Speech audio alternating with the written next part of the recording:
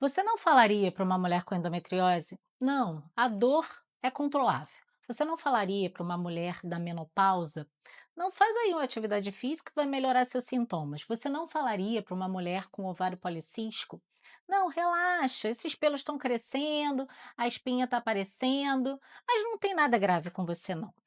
E por que a gente insiste em falar isso para uma doença tão comum que é a obesidade?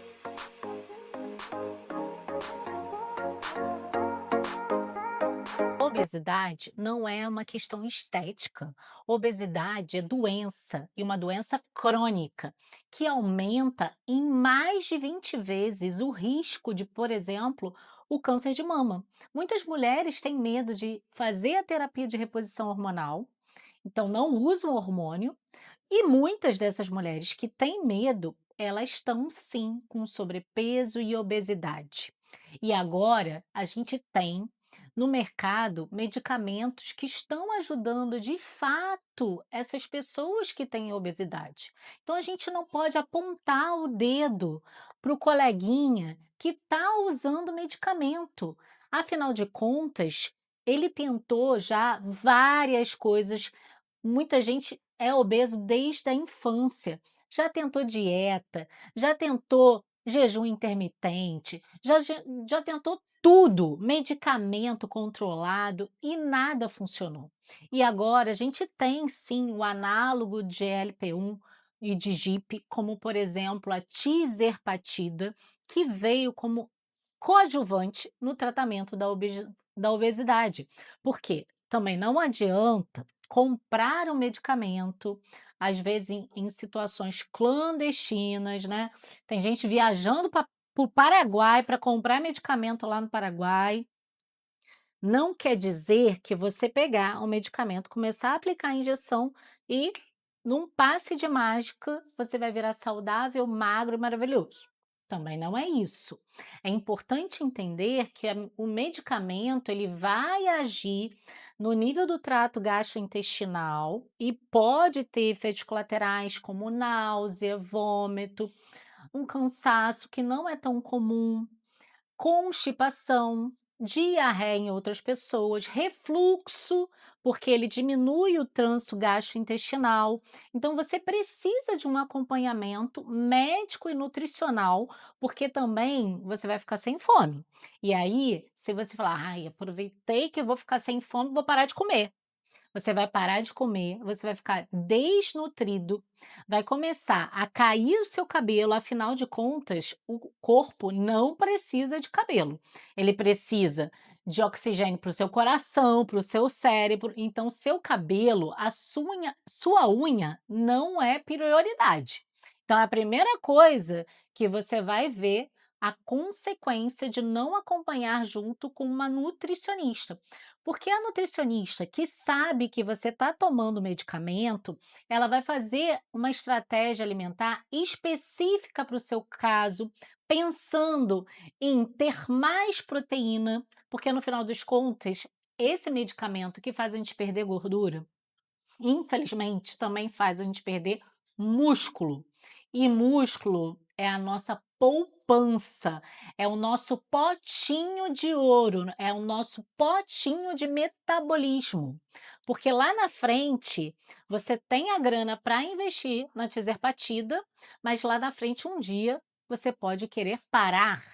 E se você tiver com sarcopenia, a situação vai ser muito grave para você. Afinal, você vai voltar a comer, você vive no planeta Terra, você vai engordar tudo e muito mais, porque seu metabolismo está lá no pé. Então, além do acompanhamento com nutricionista, a musculação, o acompanhamento com preparador físico também é essencial. Não adianta tomar a injeção e ficar sentada. Tem que fazer musculação. Tem que fazer crossfit, se você preferir, mas tem que ser um treino resistido, um treino de força. Não adianta dar uma caminhadinha na esteira, porque você não vai ganhar músculo dessa forma. E no final das contas, o que faz a diferença é o músculo. Então, com acompanhamento multidisciplinar, né, do médico, nutricionista, preparador físico e muitas vezes até mesmo o psicólogo, que a gente sabe que muitas dessas questões alimentares, transtornos alimentares estão relacionados à nossa mente. Se você fizer esse acompanhamento, a chance de ter um sucesso é muito maior do que você se automedicar sozinha, sem ninguém, ou acompanhando alguma blogueira da internet. A blogueira, no final das contas, ela tem uma grande equipe ao redor dela. E você, indo atrás dela fazendo coisa da sua cabeça, você vai ter só prejuízo, porque lá na frente a próxima pandemia que a gente terá será a pandemia da sarcopenia. E se você perde o músculo, você acaba aumentando o seu risco de osteoporose, mesmo não estando na menopausa, e até mesmo o seu risco de vida, porque quem tem osteoporose cai, quebra, interna, tem que operar e no final das contas morre por alguma complicação da cirurgia. Então, vendo a obesidade como uma doença crônica, muitos médicos até acreditam que a paciente vai ter que usar cronicamente esse medicamento, como pacientes diabéticos usam medicamentos cronicamente, pacientes hipertensos usam cronicamente esse medicamento.